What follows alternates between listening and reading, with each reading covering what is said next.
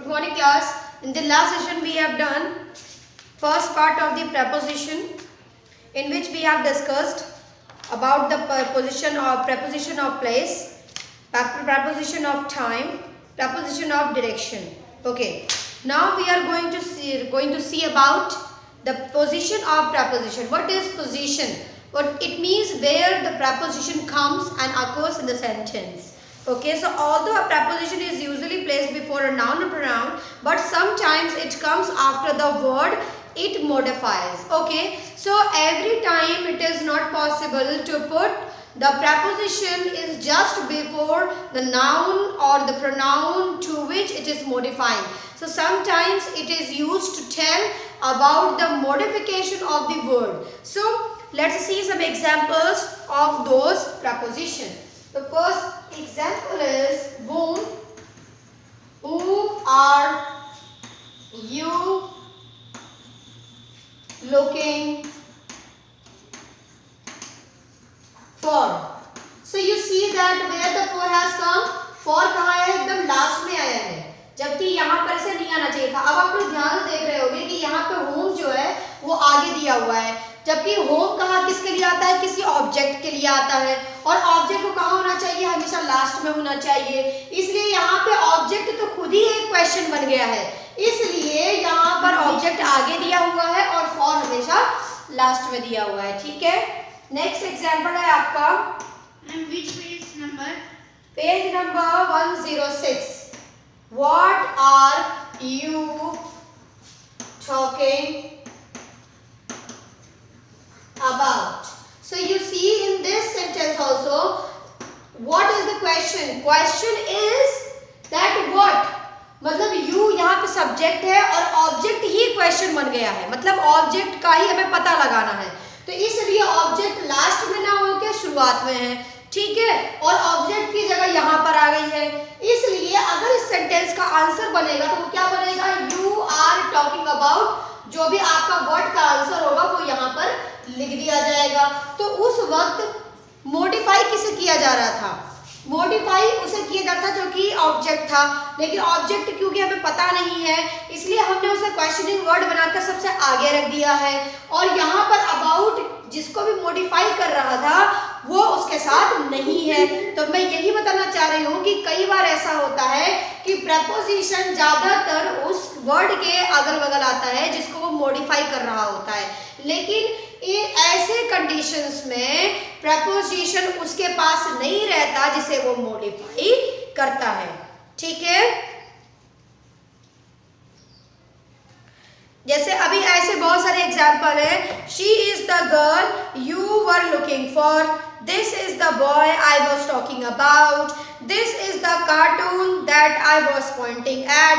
तो ये सारे एग्जाम्पल्स में आप देखो जो भी ऑब्जेक्टिव्स है, मतलब जो भी आपके ऑब्जेक्ट है वो सारे ऑब्जेक्ट्स कहाँ आ गए हैं, शुरुआत में आ गए हैं. कहाँ आ गए हैं, शुरुआत में आ गए हैं, जबकि इन्हें कहाँ होना चाहिए था, लास्ट में होना चाहिए था. अगर ये लास्ट में होते तो इनके पहले हम प्रपोजिशन लगाते तो वो एक नॉर्मल यूज होता, लेकिन चूंकि वो लास्ट में नहीं आया है और पहले आ गया है तो ऐसी पोजीशन में हम प्रपोजिशन कहाँ लगाएंगे, सेंटेंस के लास्ट में लगाएंगे.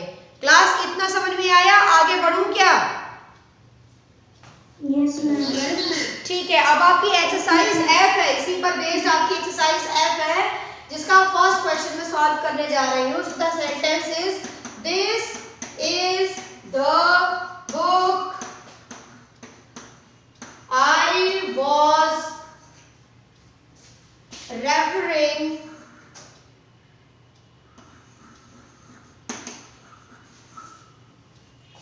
dash, and this is the question. Sorry, it is not question.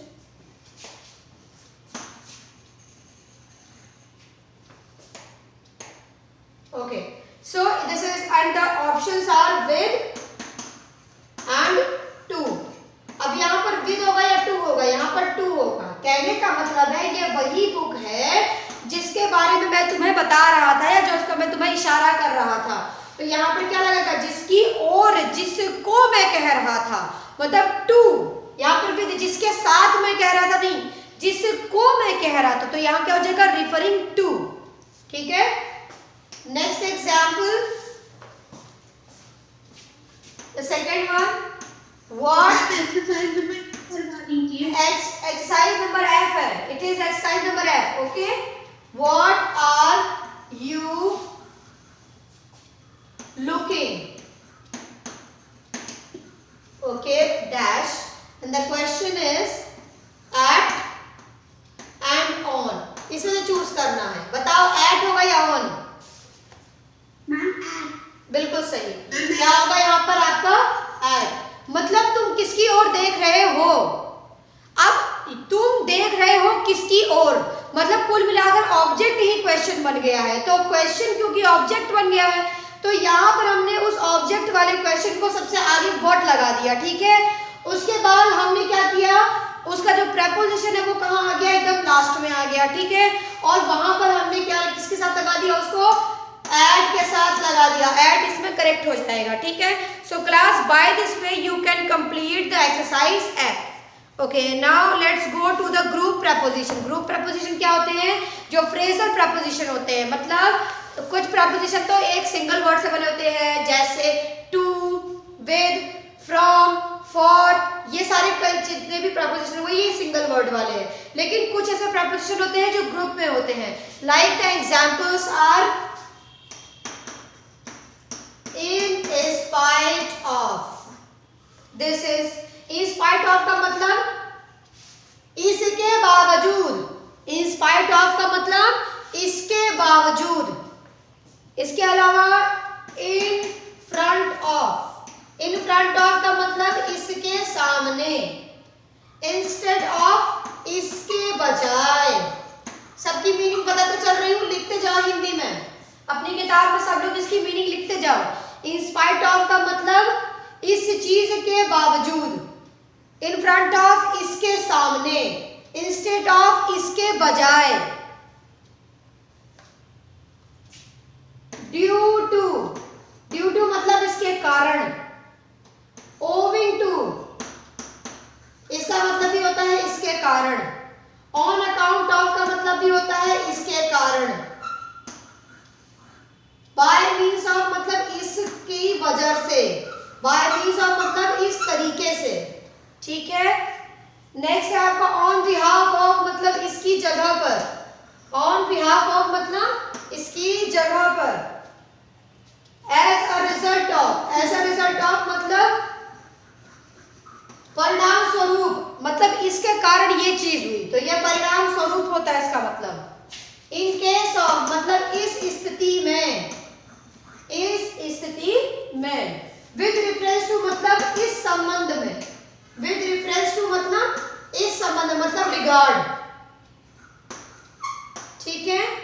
Next है आपका वही with regard to. With reference to और विद रिगार्ड टू सेम ही होते हैं. ठीक है. नेक्स्ट है आपका for the sake of. For the sake of मतलब इस चीज के लिए, खातिर, जिसको बोलते हैं ना इसके खातिर.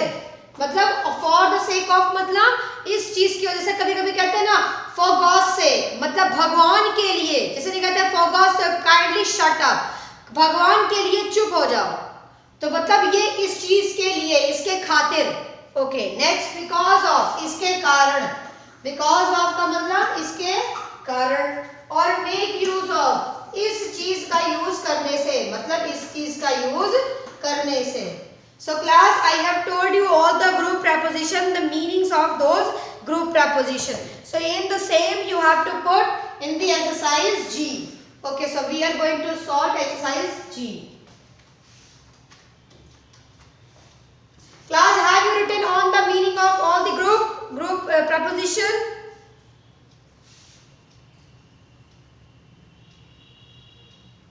Yes, ma'am. Okay, so let's start. The G1. In the G1, first is Neha. You in this one you have to underline the group preposition. Okay, Neha stood in front of the gate and waited. So you see it is very easy to find out in front of. You have to underline in this sentences. In the next one, you see that the playground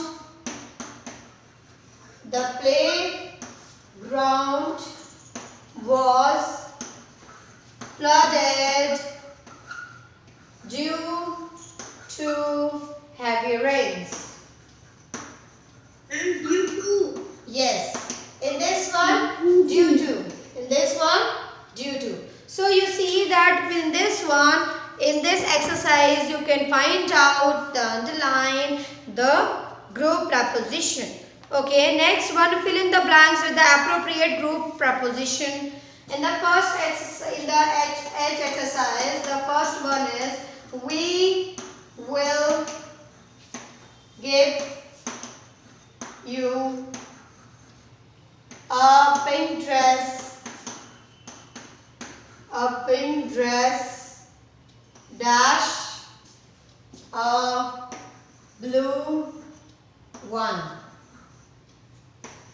So you see that the hint is instead of and as a result of. I have told you the meaning of both. Instead of means इसकी जगह पर and as a result of परिणाम स्वरूप. So he will give you a pink dress, a blue one. You see that the blue one and the pink dress both are in an option. So in this one you see that instead of is more appropriate than this one. So what would be the answer? The answer would be instead of. Okay class? So by this way you can do all the exercise of H. And now in your book there are some preposition, those who are having certain rules to put. Like whenever the afraid word will come, always off is used. Agree के साथ हमेशा on लगता है, with भी लगता है, लेकिन with person के लिए लगता है और on किसी point के लिए लगता है, ठीक है. Weighted के साथ at लगता है, accused के साथ off लगता है, applied के साथ to लगता है, annoyed के साथ with लगता है, for लगता है. तो ये सारी चीजें आपको learn करनी है. It is for your own use. And next the preposition and adverb. Now you should know that sometimes the preposition are also used as adverb. So in that case you should know that the word is preposition or an adverb. Okay, let's see where the preposition is used and where the adverb is used. In the first sentence many words can be used both as adverbs and preposition. The sentence is the contest went on. Second sentence, the packet was on the table.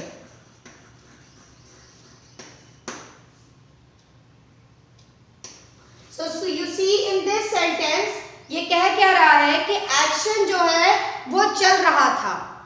Action जो था वो चल पड़ा, मतलब start हो गया.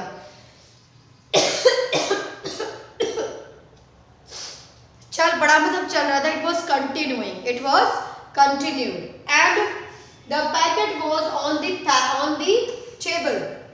It is telling you the position of the packet. So you see that in this one on is used as the adverb and in this one on is used as preposition. So you should know that where the word is used as preposition and adverb. How you will find out? You see in the sentence and in the exercise we are going to solve.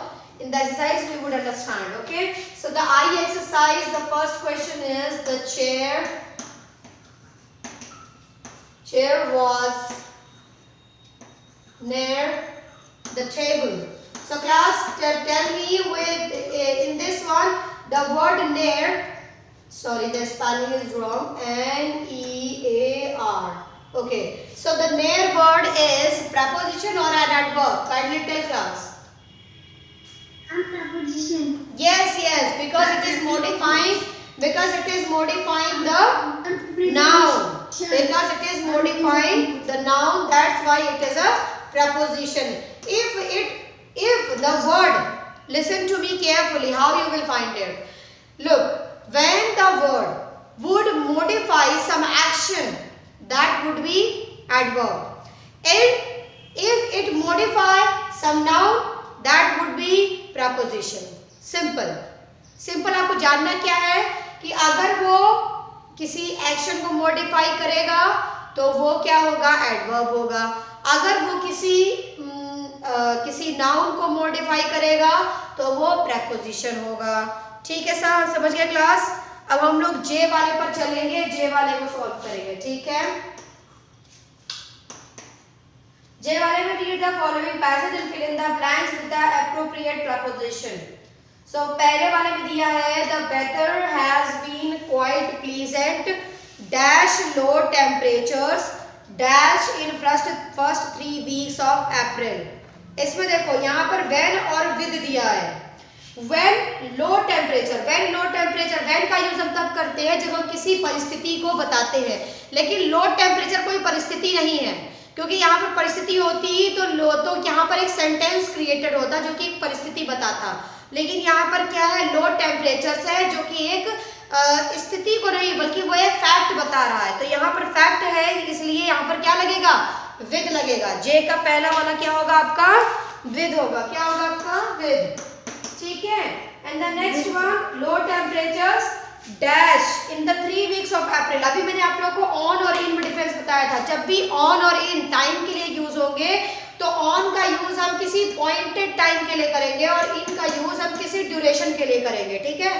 तो यहाँ पर आप देखो 3 weeks, first 3 weeks duration है या फिर pointed time है class. Ma'am on. एक झापड़ लगाऊंगी, अभी मैंने बताया. हाँ मैम इन. क्यों, क्योंकि ये ड्यूरेशन है. फर्स्ट 3 वीक्स मतलब पहले 3 सप्ताह, ये तो ये ड्यूरेशन ना हुआ. पहला वीक थोड़ी बोला, फर्स्ट वीक थोड़ी बोला है. फर्स्ट वीक बोला होता तब ऑन लगा देते, लेकिन वो 3 वीक्स, अरे बाप रे बहुत समय हो गया. 3 वीक 3 हफ्ते बहुत होते हैं बेटा. थोड़ा तो दिमाग लगा के बोला करो, बोलना है करके मत बोला करो तुम लोग. आंसर देने से पहले फर्स्ट, एक पुरानी कहावत है, think first to you speak, मतलब पहले बोलने से पहले सोचो तब बोलो. A wise man always thinks before he speaks. Okay. Now next the K exercise.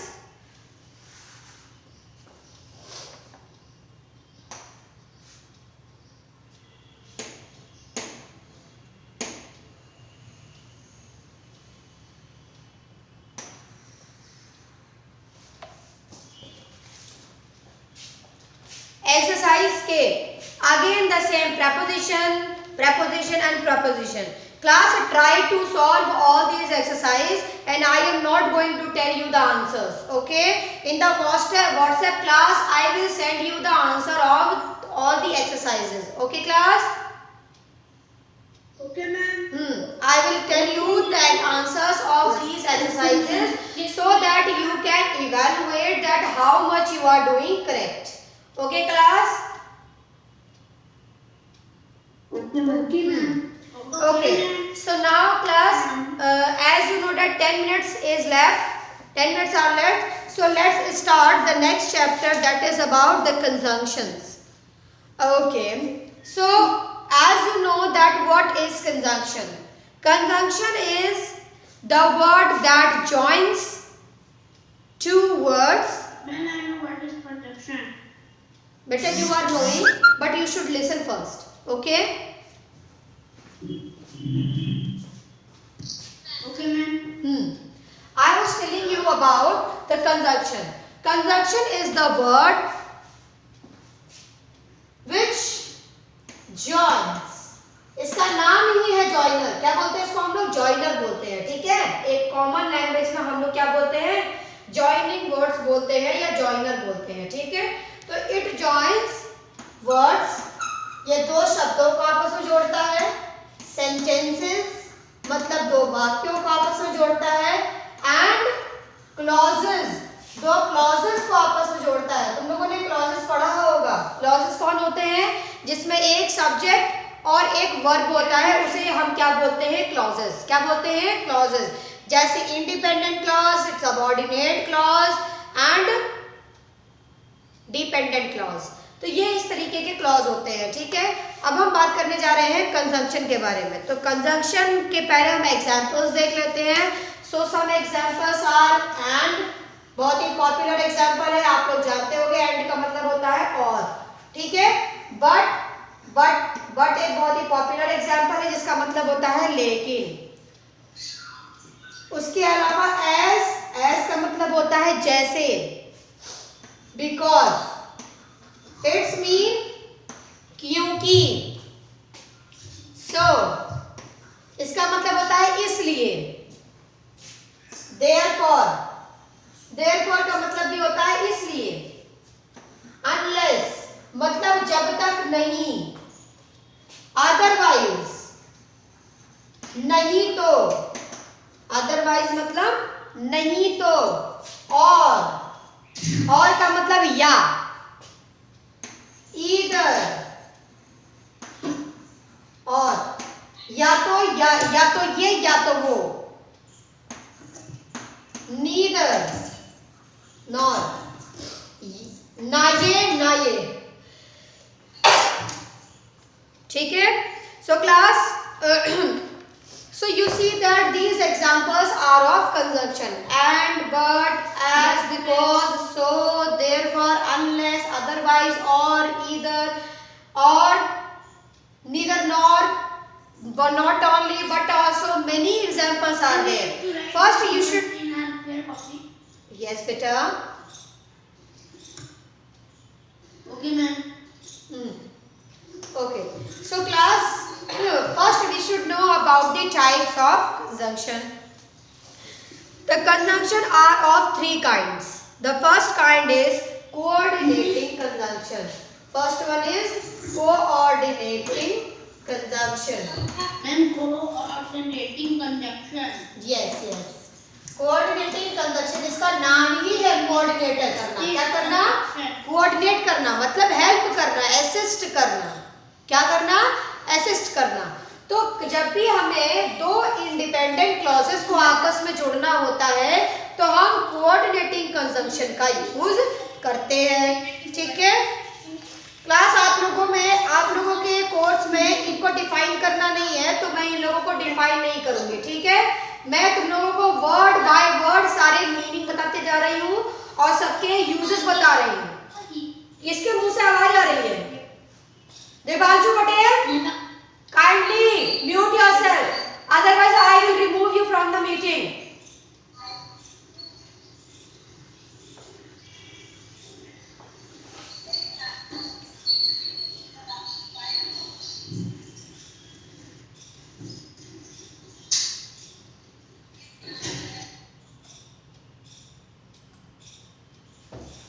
So, their first is coordinating conjunction. Its examples are and, but.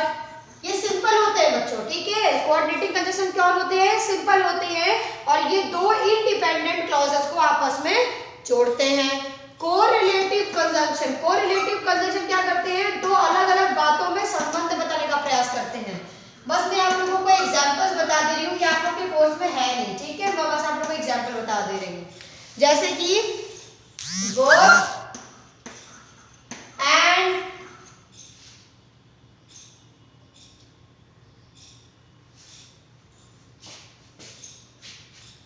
not only,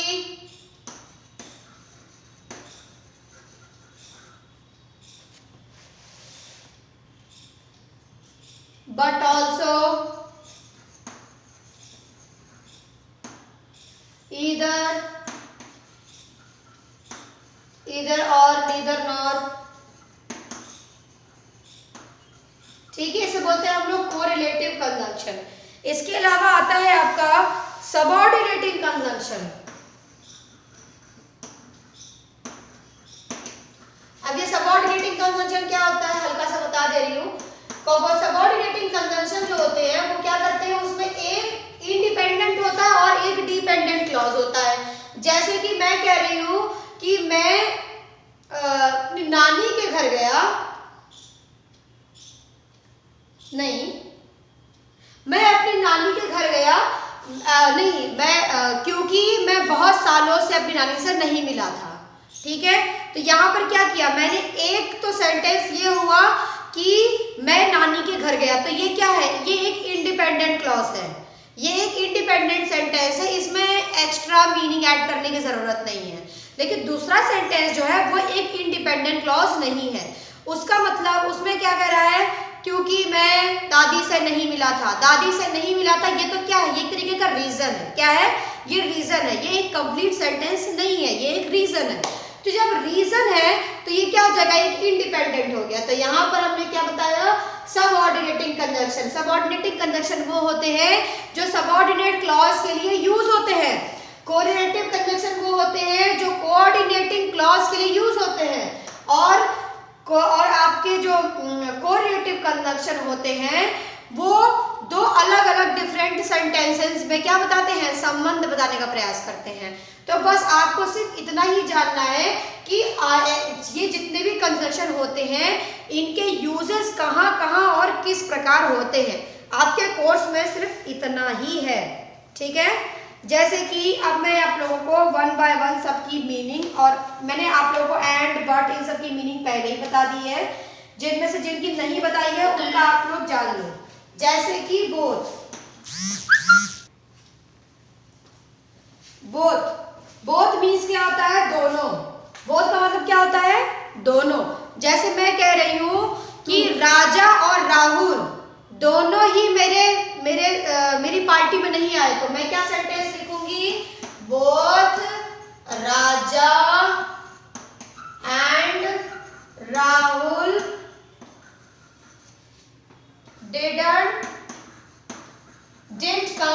did not come in the party। ठीक है class, तो इस sentence में आपने देखा कि राजा और राहुल दोनों ही उसकी पार्टी में नहीं आए थे। ठीक है, तो यहाँ पर इसका हमने किसका यूज किया है, बोथ का यूज भी किया है और एंड का यूज भी किया है। तो ये बोथ और एंड वाला जो हो गया वो आपका क्या हो गया, ये आप एक तरीके से कह सकते हो कि ये आपका कोरिलेटिव कंजंक्शन होता है और ये आपको बताता है कि कैसे इसको यूज करना है। ठीक है, नेक्स्ट आपका नॉट ओनली बट ऑल्सो। अब इसका भी आप लोगों को यूज बता दें। नॉट ओनली बट ऑल्सो का मतलब होता है सिर्फ इतना ही नहीं ये भी, सिर्फ इतना ही नहीं ये भी।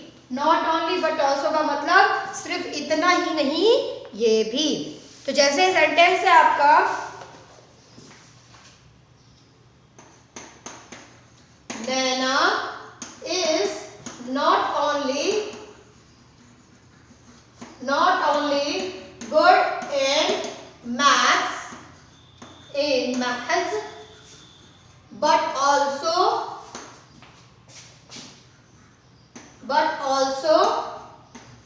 a brilliant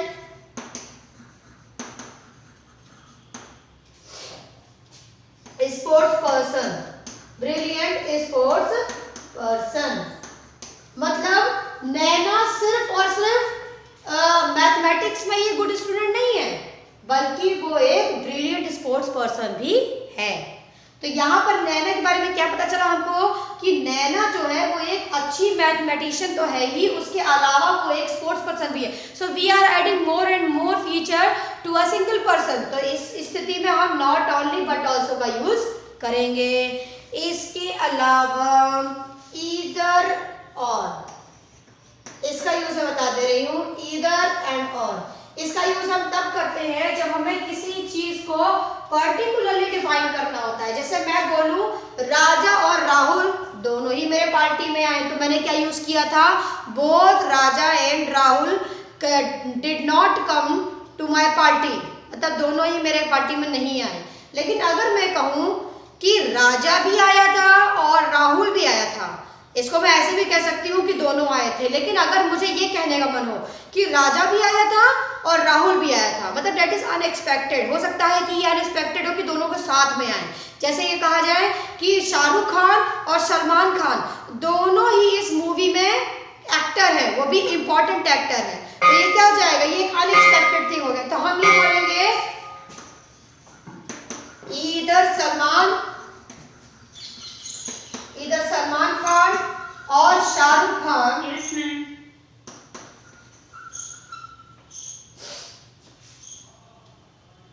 is in this blockbuster movie.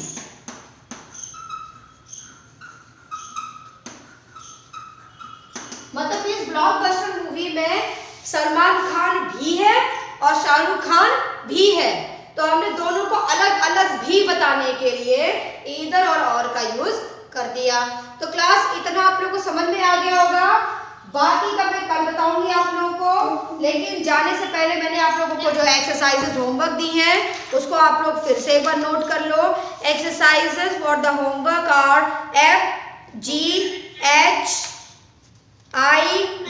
FGHIJKL and M. FGHIJKL